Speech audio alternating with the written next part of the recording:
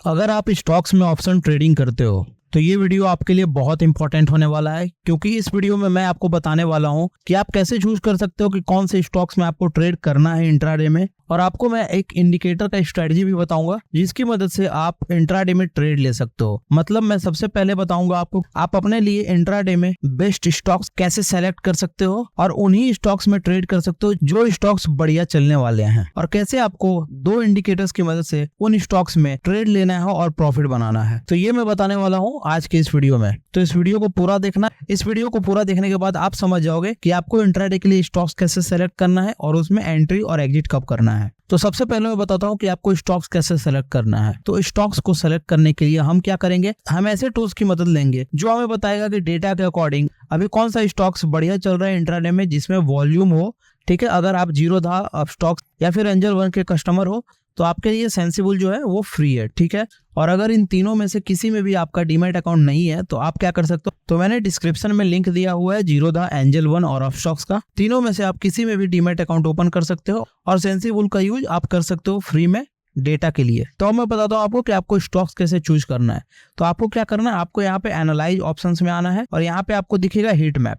तो आपको क्या करना है, आपको हीट मैप पे क्लिक करना है। ठीक है, तो आप हीट मैप पे क्लिक करोगे तो ये आपको कुछ स्टॉक्स बताएंगे। ठीक है, जैसे कि Hind Copper, Hind Petro, PPCL, MCX, ये सारे स्टॉक्स जो है ये ग्रीन में है। ग्रीन का मतलब है कि ये स्टॉक्स अच्छा खासा ऊपर गए हैं आज। ठीक है, उसके बाद आप देखोगे ये थोड़े येलो कलर के हैं, इसका मतलब है कि ये अभी ऊपर जा सकते हैं। ठीक है, ये जो है ये रेड में है। रेड का मतलब है कि ये स्टॉक्स गिर चुके हैं और गिर सकते हैं। ठीक है, और ये जो स्टॉक्स हैं ये गिर सकते हैं, और जैसे पेट्रोनेट हो गया, एचडीएफसी बैंक हो गया, एचडीएफसी एएमसी हो गया, ये और फॉल हो सकते हैं। तो इसमें से क्या है, आपको सारे स्टॉक्स में ट्रेड नहीं करना है।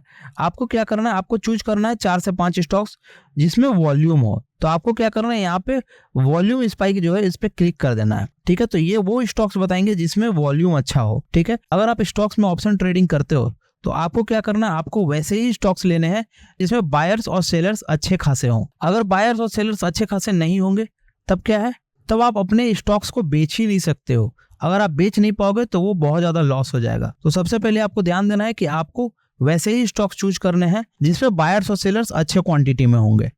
तो उसके लिए आपको यहाँ पर क्या है, लिक्विड ओनली पे क्लिक करना होगा। ठीक है, ये केवल लिक्विड स्टॉक्स ही बताएंगे। और उसके बाद आपको वॉल्यूम स्वाइप पे क्लिक करना होगा, मतलब ये दोनों आपको ऑन रखना है। ठीक है, तो ये सारे स्टॉक्स मुझे यहाँ पे फाइंड आउट करके दे दिया कि कौन कौन से स्टॉक्स है जिनमें आप ट्रेड कर सकते हो। अब यहाँ पे दिखा रहा होगा आइडिया, तो इसमें आप अगर ऑप्शन ट्रेडिंग करते हो तो इसमें क्या है, आपके फंसने के चांसेस ज्यादा होते हैं।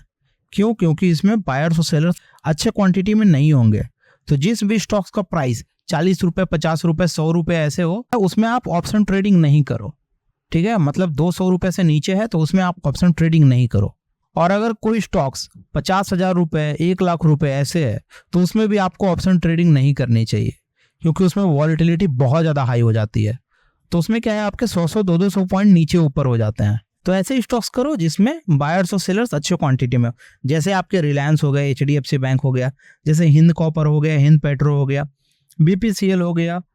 एमसीएक्स भी मैं नहीं कहूंगा क्योंकि इसमें भी कभी कभी क्या होता है, बायर्स और सेलर्स नहीं मिलते हैं। वोल्टास में आप कर सकते हो, कैनरा बैंक में कर सकते हो, डिक्सन में कर सकते हो, विप्रो में कर सकते हो, इंडिगो में कर सकते हो। वैसे ही आप परसिस्टेंट में भी कर सकते हो, आइडिया में आप मत करो, गेल में आप कर सकते हो, वीडीएल में कर सकते हो, मतलब ये सारे स्टॉक्स में आप कर सकते हो। तो इन सारे में से आपको चूज करना होगा कि कौन कौन से स्टॉक्स में बायर्स और सेलर्स हैं, वो आपको टाइम टू टाइम पता चल जाएगा अपने आप। ठीक है, तो यहाँ से आपने स्टॉक्स पता कर लिया कि आपको कौन कौन से स्टॉक्स में ट्रेड करना है। अब मैं बताता हूँ आपको कि आपको बाय और सेल कैसे करना है इंडिकेटर्स की मदद से। ठीक है, इन स्टॉक्स में। तो ये रहा ट्रेडिंग व्यू। यहाँ पर देख सकते हो आप हिंदुस्तान कॉपर है। इसमें क्या है, इसमें आप देख सकते हो जैसे ही मार्केट ओपन हुआ अच्छा खासा ऊपर गया, ये कितने पॉइंट्स ऊपर गया, 12-13 पॉइंट्स ऊपर गया, और उसके बाद अभी कंसोलिडेट कर रहा है। ठीक है, इसके बाद ये ब्रेकआउट करेगा, ब्रेकआउट के बाद ऊपर की ओर जाएगा। वैसे ही हम और स्टॉक्स देख सकते हैं, जैसे यहाँ पर क्या है, यहाँ पर है परसिस्टेंट। ठीक है, तो हम यहाँ पे सर्च करेंगे तो ये रहा परसिस्टेंट सिस्टम में, देखो कितना अच्छा जा रहा है नीचे। ठीक है, 7% गिर चुका है ये, और भी नीचे जा रहा है। यहाँ पर टाइम फ्रेम जो हम यूज करेंगे वो है 3 मिनट्स। क्यों? क्योंकि अगर हम स्टॉक्स में ऑप्शन ट्रेडिंग करते हैं तो क्या है, हमें जल्दी से एग्जिट करना पड़ेगा और जल्दी से एंट्री करना पड़ेगा, क्योंकि इसमें प्राइस जो है वो बहुत तेजी से ऊपर नीचे होता है। और स्टॉक्स में लॉट्स भी बहुत ज़्यादा होते हैं। जैसे निफ्टी में आपके 50 के लॉट्स होते हैं, बैंक निफ्टी में आपके 15 के लॉट्स होते हैं। वैसे ही अगर स्टॉक्स आप ले रहे हो तो स्टॉक्स में अलग अलग लॉट्स होते हैं। जैसे आप अगर रिलायंस का लेते हो तो रिलायंस में आपके 250 के लॉट्स होंगे। जैसे आप HDFC बैंक में लेते हो तो उसमें आपके 500 के लॉट्स होंगे। मतलब ₹1 प्रीमियम जो है वो स्ट्राइक प्राइस का बढ़ता है, मतलब आपके ₹500 का प्रॉफिट होगा। अगर ₹1 कम होता है तो ₹500 का लॉस होगा। तो यहाँ पर क्या है, आपके हाई रिस्क होते हैं और हाई रिटर्न होते हैं, ठीक है।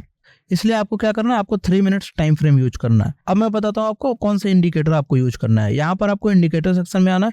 यहाँ पर आपको फर्स्ट इंडिकेटर जो यूज करना है वो है बाइंग सेलिंग प्रेशर। अब जैसे ही सर्च करोगे यहाँ पर देखो बाइंग सेलिंग प्रेशर आएगा फ्रैक्ट का, इसको आपको ऐड कर लेना है, ठीक है। तो ये ऐड हो चुका है। इसमें आपको सेटिंग्स में आने हैं और यहाँ पर आपको क्या करना है, स्टाइल में आना है। यहाँ पर आपको HW, LW, TWR, ATR ये सब क्लोज कर देना है, ABR ये सब क्लोज कर देना है, ठीक है। यहाँ पर BP ऑन रहेगा, SP ऑन रहेगा। यहाँ पर आपको बैकग्राउंड जो है वो आपको चेंज करना है। बैकग्राउंड में आपको ये इसको हाई कर दो, 100% कर सकते हो आप। इसको भी हाई कर दो, ओबेसिटी आप 100 कर दो, ठीक है, सबका, ठीक है। उसके बाद आपको इनपुट्स में आना है। यहाँ पर क्या है, HMA है, इसको HMA ही रहने देना, ठीक है। बहुत सारे में मैंने बताया है कि VWMA आप यूज कर सकते हो, बट यहाँ पर आपको क्या है, HMA रहने देना है, ठीक है। BSP का लेंथ जो है वो 14 रहेगा, ATR का लेंथ 14 रहेगा, ठीक है। उसके बाद आपको क्या करना है, आपको ओके कर देना है। ये मेरा पहला इंडिकेटर ऐड हो चुका है।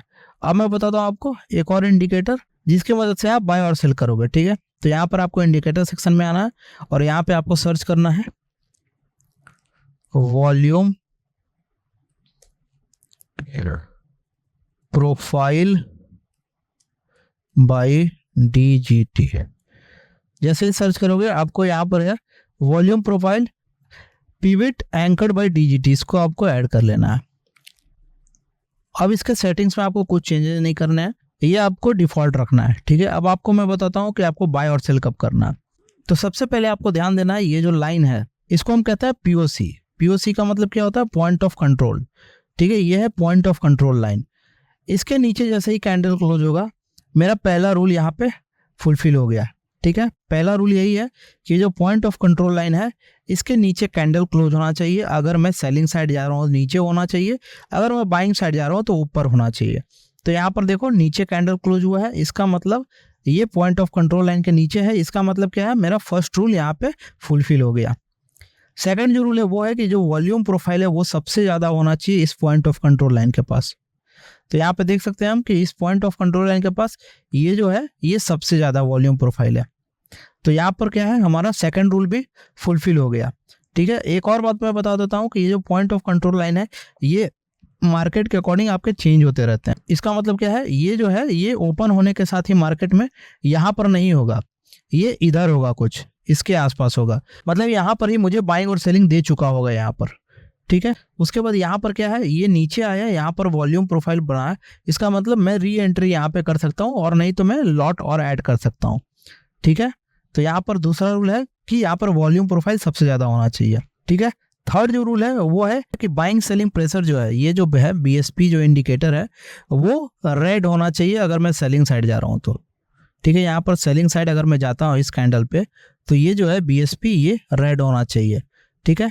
यहाँ पर हम देख सकते हैं कि ये जो है ये रेड कलर का, मतलब यहाँ पर मैं सेलिंग साइड जा सकता हूँ, ठीक है। इस जगह पे अगर मैं यहाँ पर सेलिंग साइड जाता हूँ तो मेरे कितने पॉइंट्स यहाँ पे मिले, 90 पॉइंट्स मिले परसिस्टेंट सिस्टम में। अगर आप किसी स्टॉक से 90 पॉइंट्स ले लेते हो तो आपके क्या है 30 से 35 पॉइंट्स इजीली बन जाएंगे। और परसिस्टेंट सिस्टम का जो लॉट है वो है 200 का, ठीक है। मतलब अगर ₹1 नीचे जाता है तो क्या है, मुझे 200 का प्रॉफिट होगा। तो यहाँ पर क्या है, ₹90 नीचे गया मार्केट तो प्रीमियम क्या है 30-35 रुपीज़ आराम से गया होगा।